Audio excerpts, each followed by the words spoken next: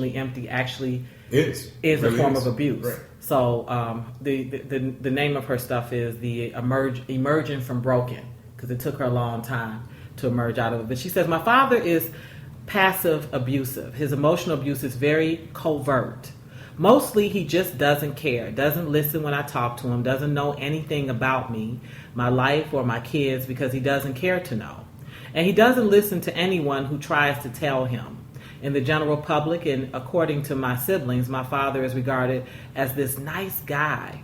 And he's never violent, never mean, never hurtful with his words. But the truth is that his relationship style is dismissive and disinterested, of all of which is very hurtful. I spent many years in childhood and in my adulthood begging in all kinds of ways my emotionally abusive father to notice me. The fact that he didn't was and is very hurtful. There's a very loud message that's delivered to me when I am discarded. The message is that I don't matter, and that I am not important, that I'm not worth listening to, and that I don't have anything to contribute to this life. My father is emotionally unavailable, and that is very hurtful. Love is an action, and love doesn't damage self-esteem. Love doesn't define a loved one as insignificant.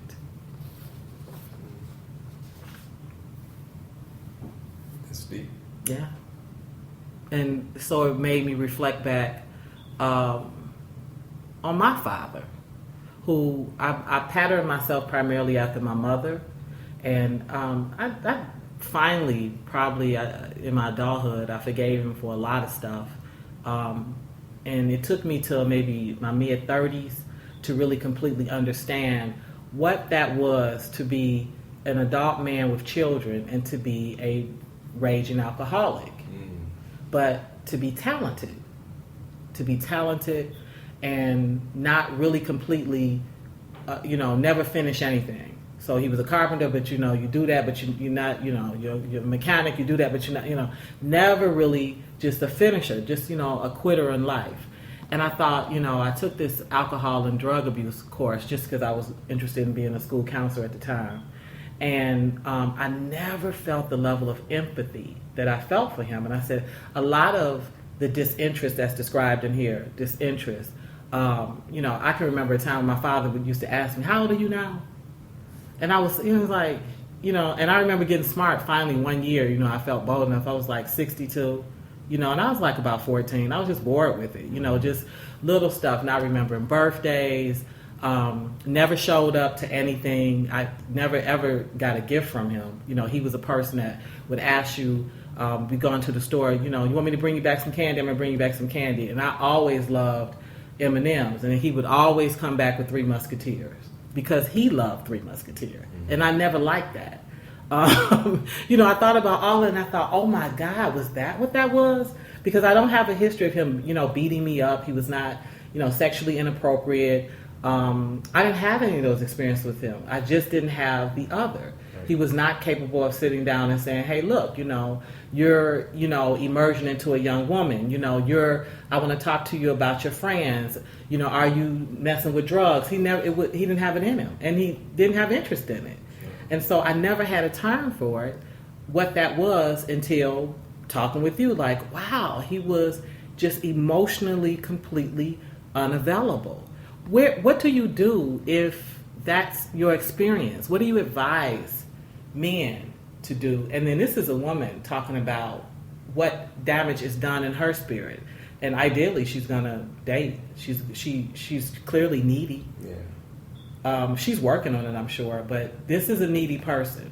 Absolutely. You've been dismissed all the time. You discarded all the time. Absolutely. She's prime meat. You always using that lion analogy. I mean, even the lions show love and care within the pride, but unfortunately, it's just not taught. Like sitting down and watching the animal kingdom, and watching the lion come and play with the cub, and also to show his queen some emotion, the way they rubbed up against each other, and how he, looked around to make sure that the pride was taken care of, and then he laid down, and the cub came over and would bite him, and they would practice their roar, and that's sweet. The craziest part is that's part of what I would teach my son. Is that one day there will be a time where you're going to raise up on me, and we're going to have our moments, and it's only because you love me, and it's natural. Exactly, you're emulating me. So you're emulating the person that, or you're going after the person that you're emulating, and it's to see if you have the right stuff, right? And we've gone through that part, but I never really paid attention to how he did show that emotion towards his family, that clan at the time. My biggest thing was focusing in on my father. My father's always been, you need to do X, Y, and Z. Military type, organized. Yeah, absolutely. and this guy he's not only like that, but he's very creative, so he can draw. And I had that ability also. That's a discipline, though. It is, and he's very disciplined. And so he pushed that. It wasn't so much of love. It wasn't that come here, give me a hug, and let's just sit down and watch TV. When we watched TV, it was something that he wanted us to watch because we had to get something from it. And it wasn't that, he had us by his side and he was hugging us and, this is what I want you guys to. It was, this is it, sit down and watch it. Okay, what did you get from it? And everything was so stern. So it was never an emotional state. And you can look at my brothers as well, and all of us have that same characteristic. Now, that makes me sad because I've been a teacher for a long time. I was a public school teacher for about 24 years. And I've had many, many male students come to my desk and talk. And that's one of the things they talk about. Yeah. My father don't give a damn about me. He ain't never did nothing soft and decent for me. They just see him as hard. Yeah, nothing is ever good enough, or you can do better. Yeah. Yeah. Well, how do we fix that? Now, so the other issue is that because that affects us twofold. Not only does it affect the male, right? Just like when you bringing up your father's situation and how you related with him, it affects the women as well. So now what we're doing is we're creating a society where, and you see it because now the male is becoming obsolete, and we haven't called on the reason why. The reason why is because the male has put himself in a position where, even with his daughter, like my ex-wife, she didn't have that father that was there. He was absentee also. So she was needy. And even now, she would tell you what my role is, what my job is. Let me take it back. If you brought it up, she would say yes. But if you asked her, could she describe it, she couldn't. And so now there's a big rift when I need to come in and do my job. Not just a disciplinarian, and that's what they look at. You're just supposed to be a disciplinarian, but love is part of being a disciplinarian. Because through love, you begin to change.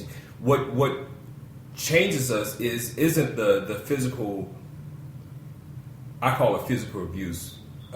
Some people call it what's the word?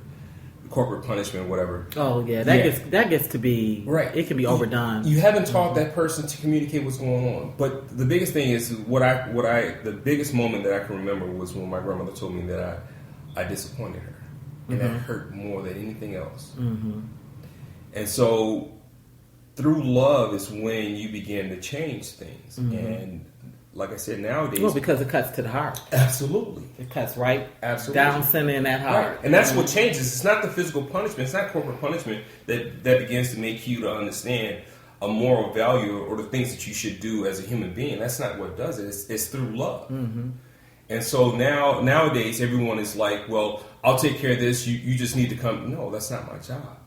My job is to kiss them and tell them how much, they mean to me, how much...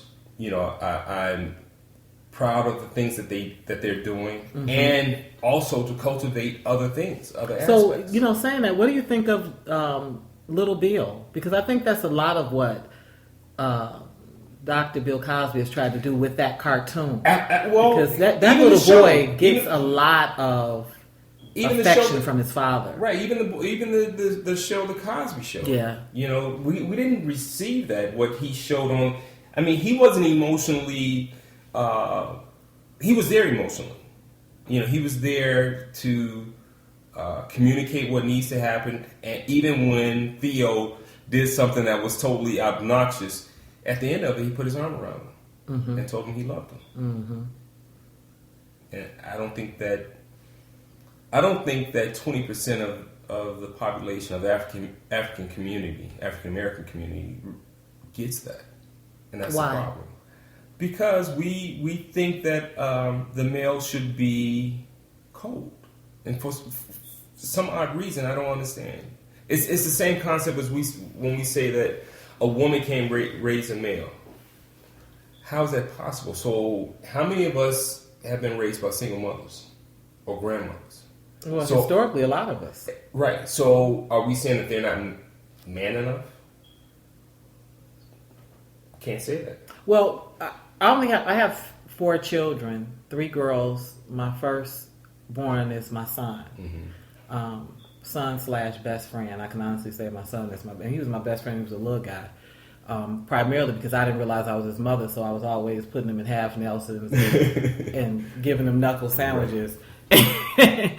But I can't say that I've taught him how to be a man. I cannot say that. But I can say that my presence in his life has given him the ability to advocate and to have a moral compass. Right. So, and I see it very strongly in what he accepts off people, what how he treats people, his opinions. Now, I separate, me and him are both artists. His father's not an artist. Me and him are both artists. So, you start getting into the arts. I told you he's in New York now. He's pursuing comedy. He used to be a spoken word artist. He was a teacher. He claims he's a retired teacher now. And now he's, he did 2 years, by the way. But now he's pursuing that. And I always find it interesting how he navigates people because he's there alone, right. And he's firstborn. And he carries great burden and responsibility in that position. And I think that a lot of just my pride, it's just stuff, even I'm very much a passive aggressive, so is he. But it's just stuff I'm not going to do, you're not going to do to me. Like, right. I just can't make peace with it. And I've given him that. I can see that. And that is a valuable tool to have as a man because truthfully, it used to be a time when girls are now, but men got overexposed quick. Right. You're going to bring them to age and introduce them to a brothel. Right. You're going to bring them to age and really make them drink tonight. Now everybody's doing this stuff. But it's been interesting to see him just not float above it, but when he's crashed, know how to release his own parachute and land safely and get back on his road again.